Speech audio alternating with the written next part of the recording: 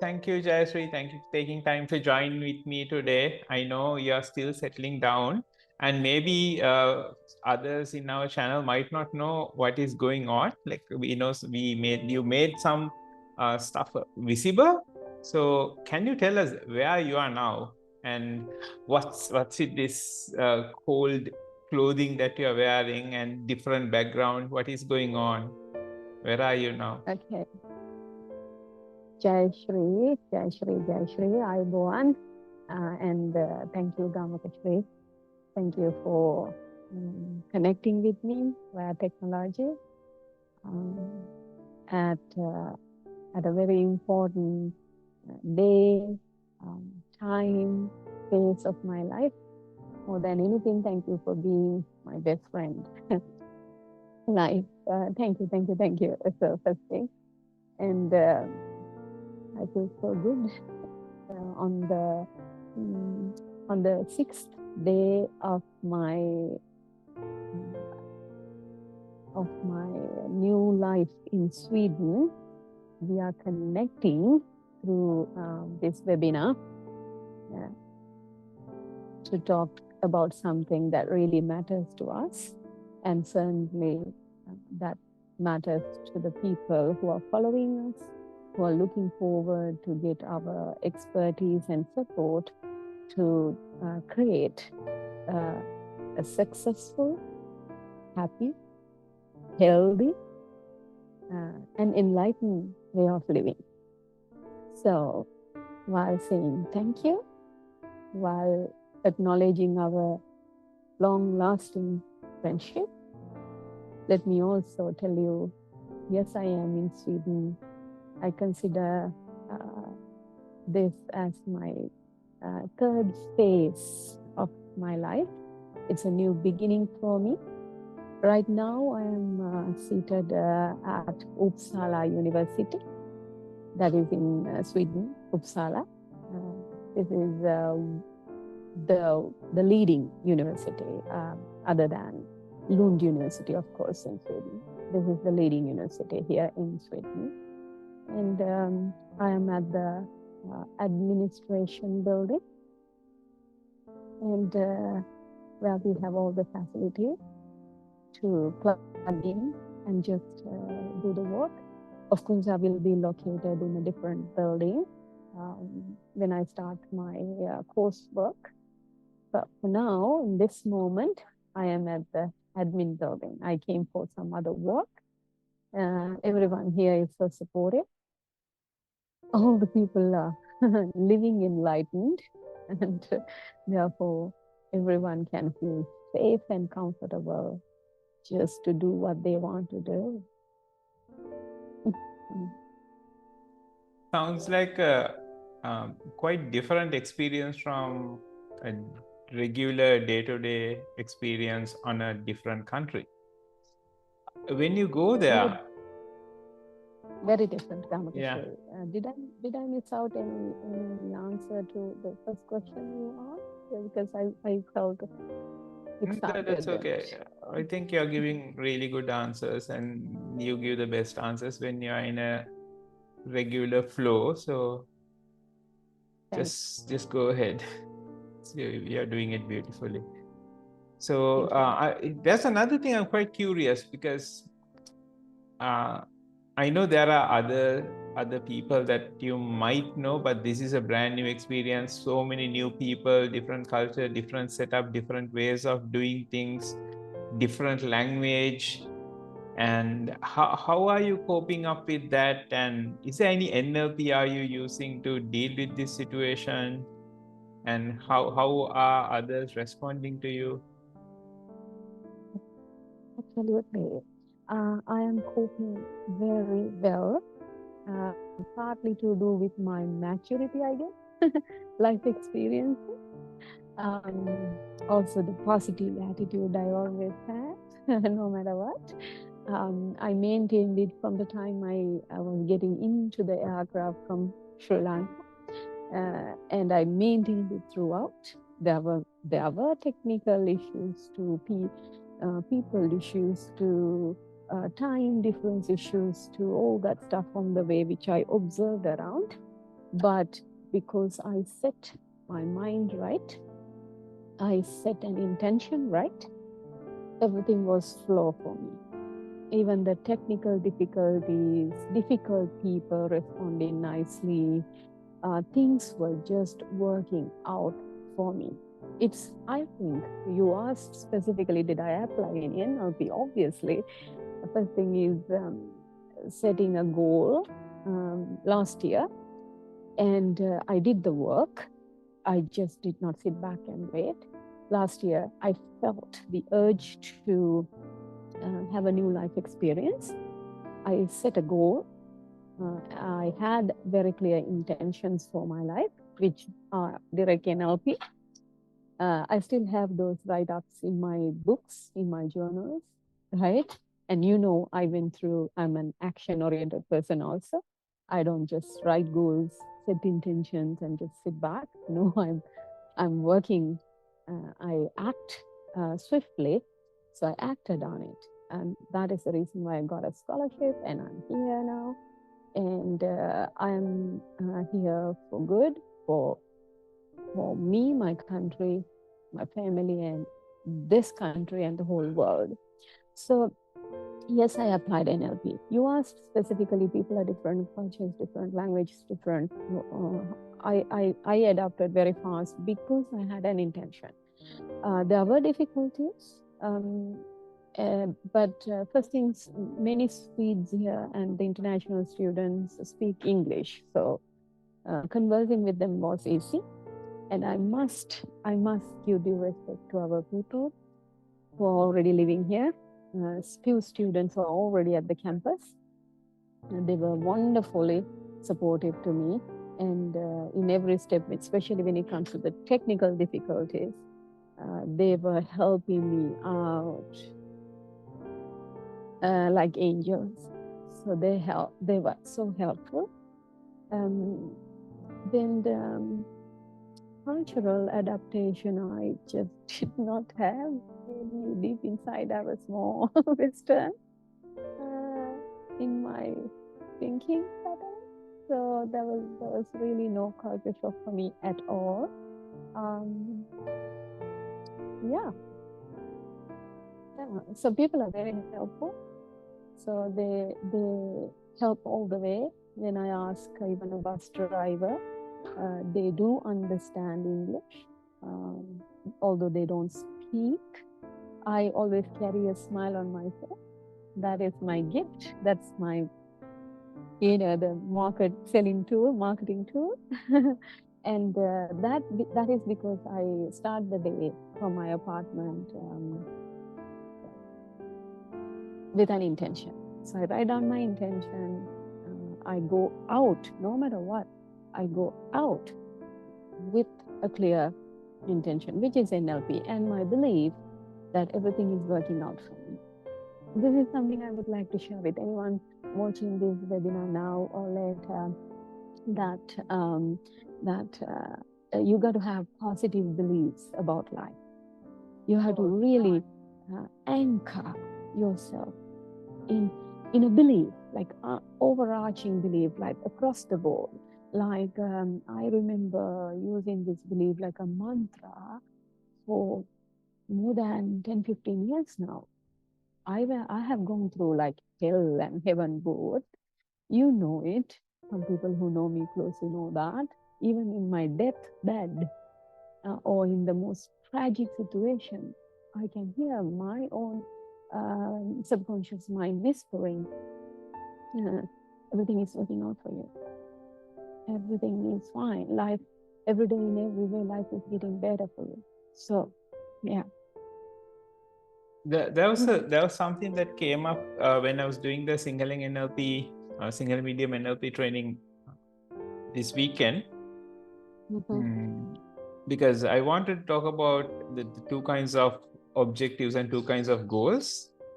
And because I remember that you give a lot of emphasis to well-formed outcomes process, like, writing down the objective, deciding, okay, what is my intention? What am I trying to achieve? And then, go through the 9-step process.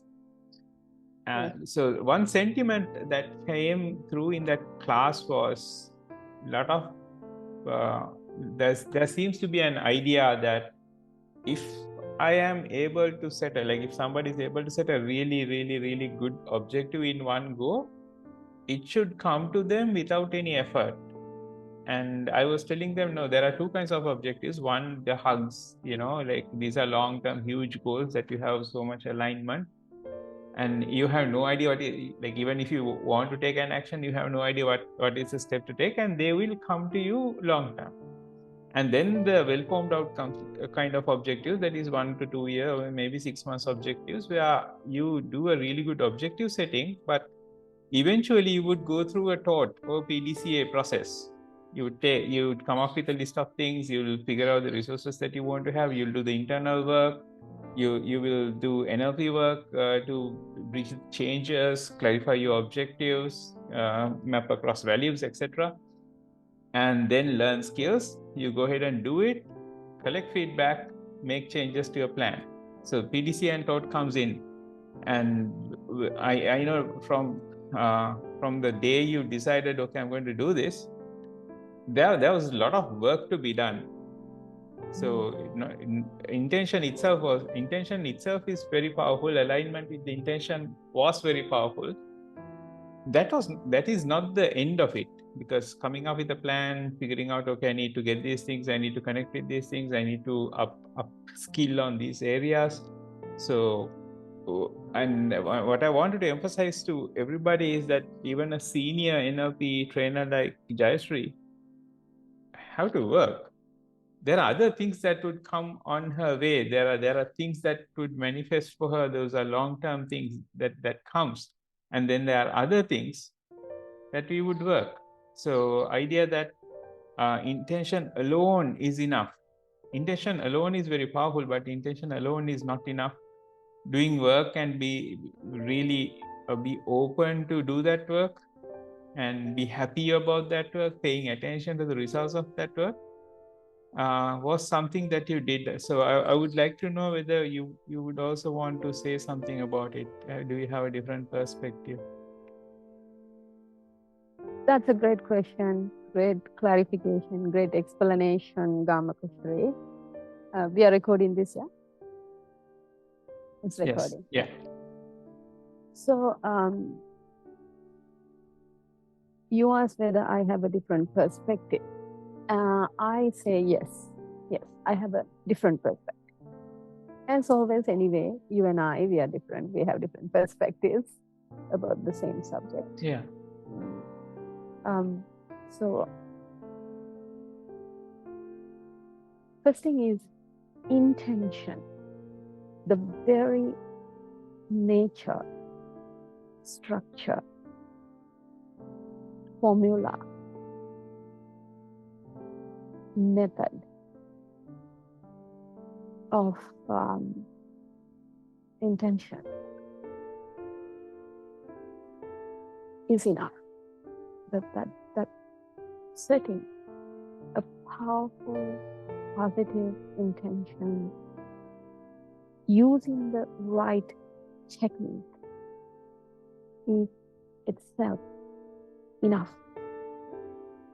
This is my perspective. This is my experience. When you set the right intention, fully aligned, you feel good in your heart about your intention. You feel good. You got to feel good. Not just it's technically so right in your head, mechanically right. You feel really good about your intention. The action, your whole physical, sensory, movement in life, because you are life. You are living life and you are life. It flows through you.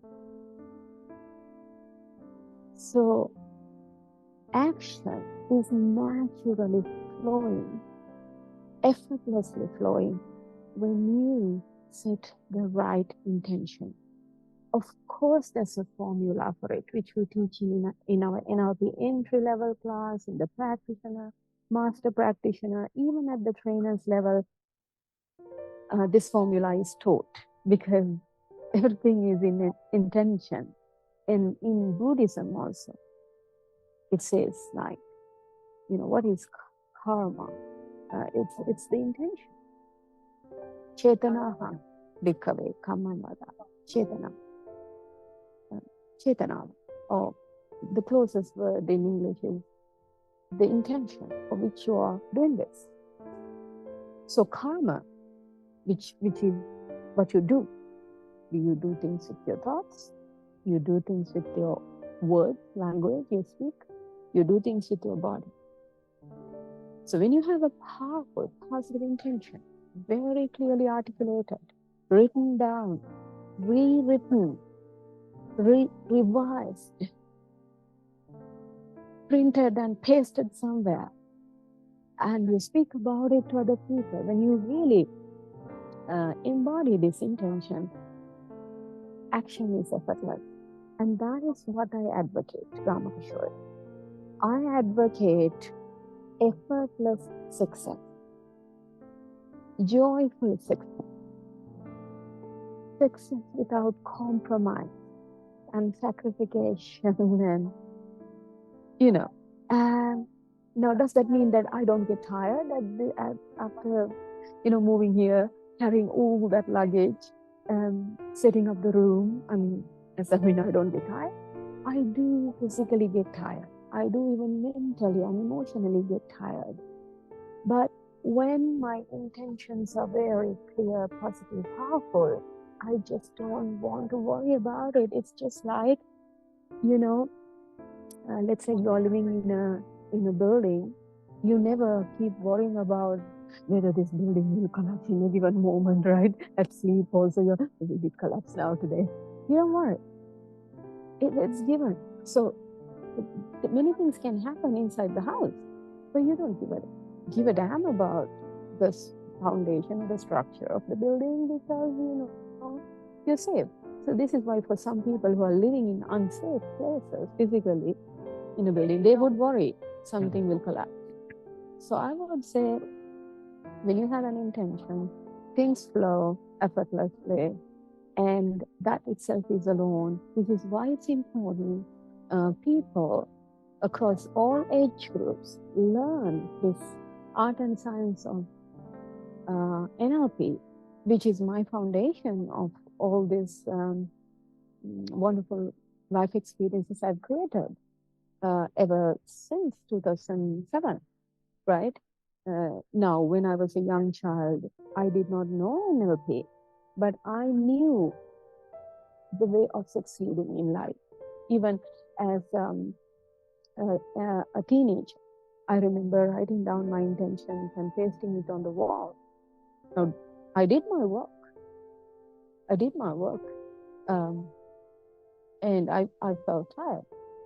I had to go through challenges, but it never felt like being tired. You get what I'm saying? For me, this is why people ask, especially after coming here, most of the people I'm moving around are in their early 20s, and they feel as if I'm one of them.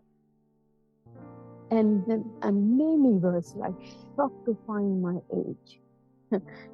Really shocked, and they were like, how do you remain so young and energetic, keep that smile, all of it? They were curious. Then I think it is because, regardless the fact that I may be tired, my intention is pushing me to do things differently, even in adversities. So yes, you've got to set intentions, you got to write down goals, and take action. Action feels effortless and like a smooth ride if the intention set is proper. And that is where perhaps coaches and trainers like us come into play. Because many people have intentions. All human beings, they have good intentions.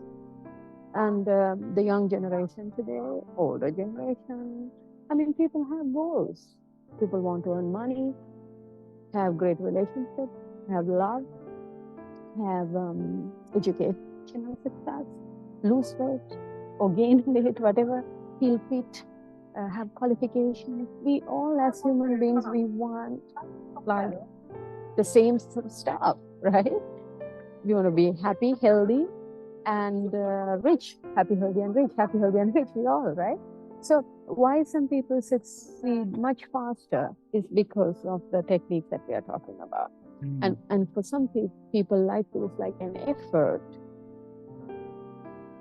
Thank you so much. So this is where NLP comes in. Yes. Yeah.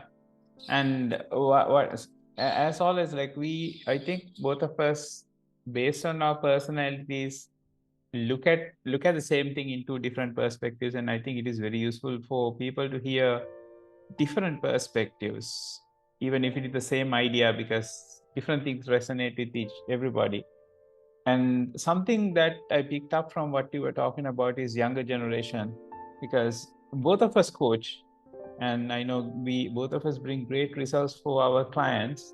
But I personally work with relationships, money, jobs, business, abundance in that area. And you also work on that area, but additionally, something that I think I really admire you is the work you do with the younger generation.